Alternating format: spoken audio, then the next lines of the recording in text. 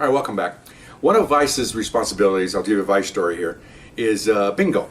And when bingo first started, it was huge. Now that bingo's pretty much settled in, you don't get any problems with that. I mean, these are older people, and they're retirees. They're not going to do anything, okay? But when it first came out, it's like anything else. Bingo was legalized by the people, legislature approved by the people wanted it. Legislature approved it. Bingo's coming.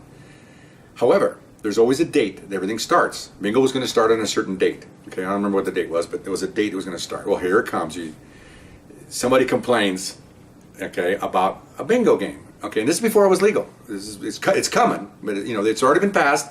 Just waiting for the start date. Everybody's waiting for the start date. Well, like I told you earlier in Vice Stories, whenever you have someone complains about a liquor store, it's usually another liquor store. Okay, the honest liquor store is complaining against the dishonest liquor store. So somebody called this in from probably another church or Kiwanis or somewhere and said that a Catholic church is doing bingo. Okay, so you get the complaint, and we get a official complaint. I mean, this isn't just somebody calling and say, "Would you check this?" This is an official document that we have to address. We have to send it to the chief to avoid all kinds of stuff, corruption and collusion and all this stuff. We have to make a written explanation of what we've done on this complaint. So I get it. I'm the senior guy. I go, oh boy, okay. So we know what bingo night is because the complaint tells us that Thursday night at 7 o'clock, this church, Catholic church, is going to have a bingo. So my partner was off that night, so my supervisor said, hey, let's go check this out. And my supervisor says, okay, because he knows I'm eventually going to be a supervisor, so he says, it's your case. I'm just here as your partner. I'm not going to run it. And he's right. I'm the case handler. He's my supervisor. He does not run the case. I run the case. But he's telling me that so I know who's going to be talking here. Okay, so we drive up to the church, and it's 10 minutes before the bingo starts, and then the parking lot's full, and people walking in. And again, let me give you a picture of this. What I call blue hair, oxygen tank carrying walker people are going into this bingo parlor. Okay, I think the youngest guy in there was me. I mean, I was in my early 30s. Okay, yeah, this is a bingo. It's my parents play bingo, for crying out loud. They go to 3 churches. They go Monday, Tuesday, Wednesday. They go to different churches. Okay, so anyway, so I'm going. This is one of those things you don't want to do, but you got to do it. You got to complain. Okay, so fine. So by the time we get in there, bingo's starting. They're calling the numbers. B3, whatever. Okay, so we walk in, and there's a couple people at a desk in front, and they go, can we help you? Can we sell you a package? Bingo cards? And I go, no, I need to see who's in charge. And they go, oh, well, can we help you? Just like when you go to an office, right? Can we help you? And they have to tell their story 3 times. Okay.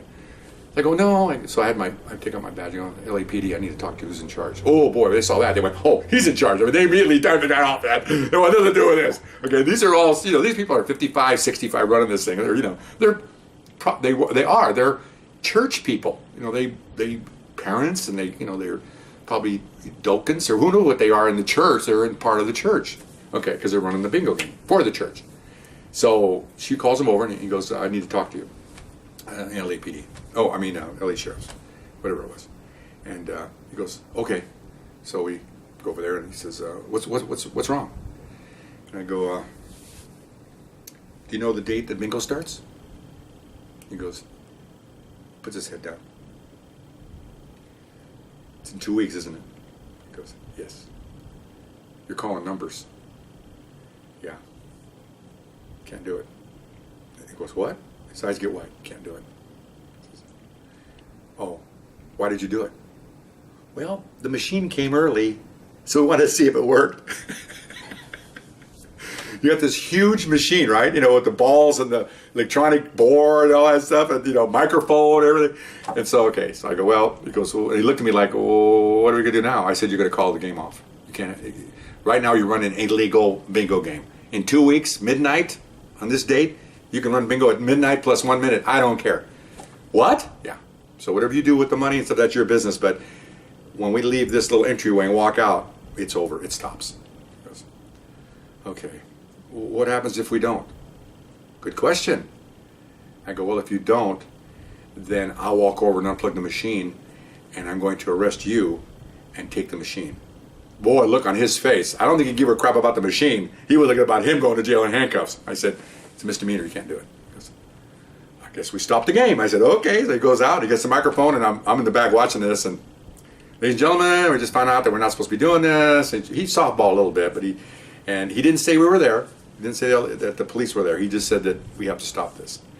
And everybody's moaning, oh, I go, your money back. So we stood there and had to wait an hour while every single person went by, and then gave them their money back, because I didn't want to leave the place. And as soon as they see me around the corner, okay, I-13, they do that too, okay? So I guess we're a little suspicious of people doing that. So we just waited till the last person left. And of course he said, well, did somebody complain? I said, maybe not, but you can't do this. Okay. I said, in 2 weeks, please don't start, not even the day before, because we're going to get a complaint and we'll take your machine. That's expensive, isn't it? He goes, yeah, it's expensive. I said, okay, it's up to you. Oh, no, you'll never see that thing will go dark until the day of the thing. I said, okay, fine.